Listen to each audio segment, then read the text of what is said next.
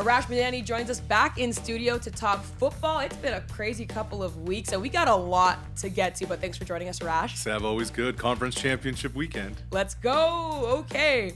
The University of Saskatchewan hosts the University of Regina for the Canada West title. The Huskies got home field advantage, must be nice, but we know that these two teams have seen each other before earlier this season, but a lot has changed. So what do you know? Well, a lot has changed for both of these teams. I mean, who would have thought, let's start with the University of Regina, that when you start 3-1, you're going to make a quarterback change.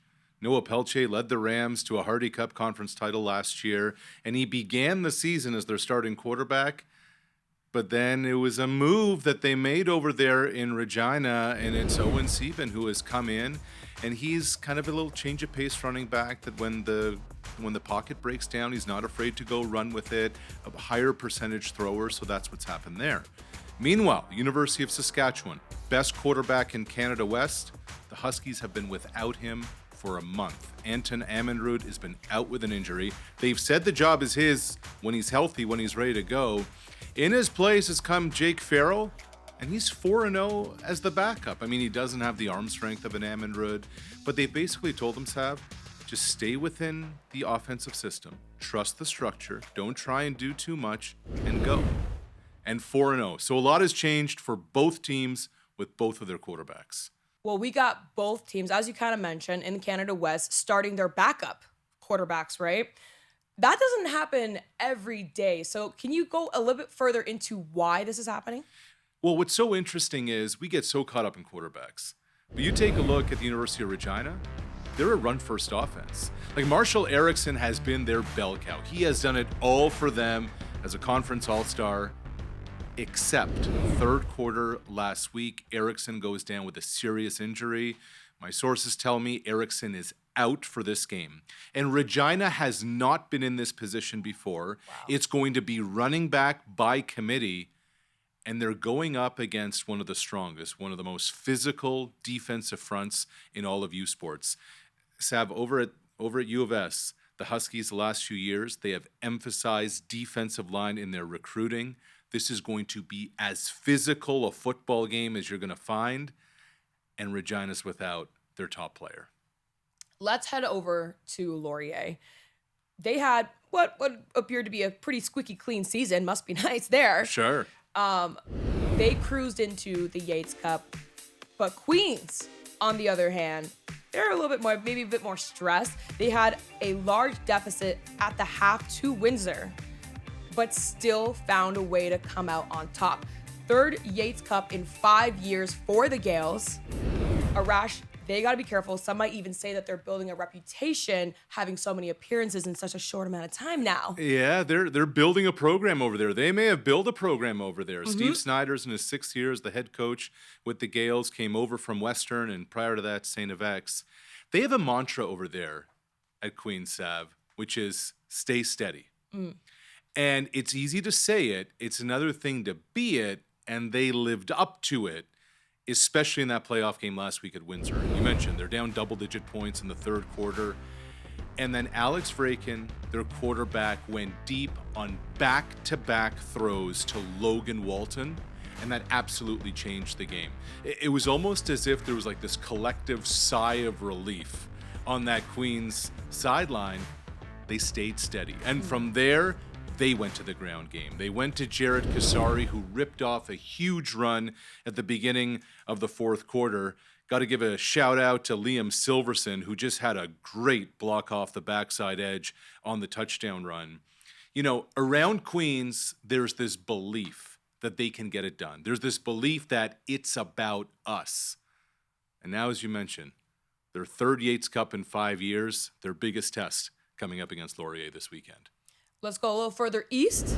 We got Montreal and Laval. It was just like yesterday. Again. We were talking about them in the regular season, and so they can't get enough of each other. But this time, both teams are seeing each other, as you mentioned, in the RSEQ Championship.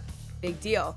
That attendance record, I imagine, is going to be through the roof. We were talking before about like 21,000 people attending.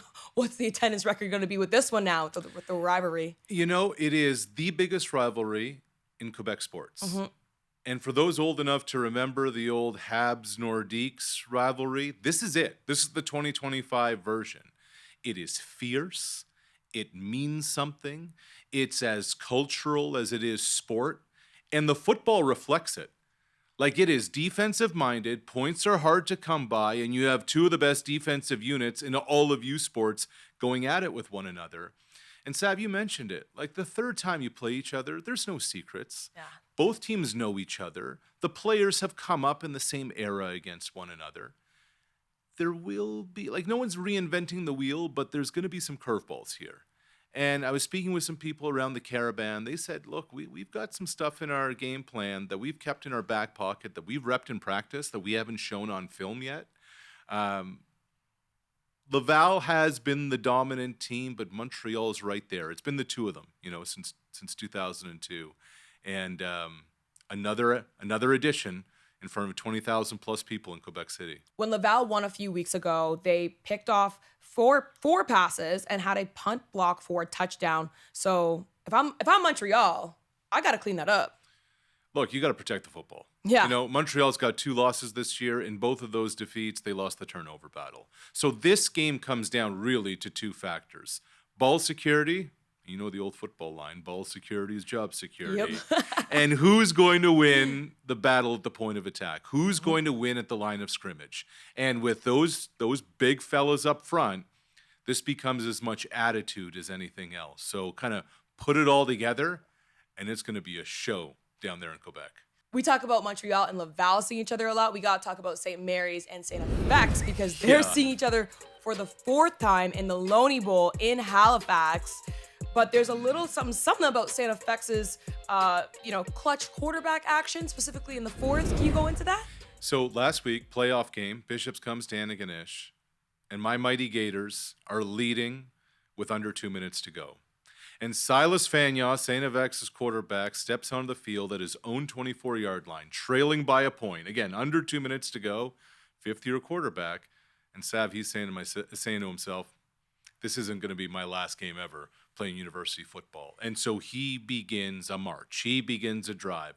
16 yards here, 24 yards there. They ran the football a bunch. 11 plays, 76 yards, and with no time on the clock, Tyson Heather kicks the game-winning field goal. St. FX punches its ticket into another Loney Bowl to face their rivals, St. Mary's. So they're making the trip to Halifax. And I talked to Huskies head coach Steve Sumera this week, and he just said, look, Silas is their alpha male. Silas is their dude. We have to take his first read away. We have to get his feet moving because he said if we let him sit back there in the pocket, get comfortable, and start executing, it's going to be a long day at the office. So 4th time's the charm for one of these teams to get into a national bowl game that they will be hosting in Atlantic, Canada next weekend. Yeah, well, wish them both luck there. But thank you so much for setting up the conference finals from across the country. Always a pleasure. Great to see you, Seb.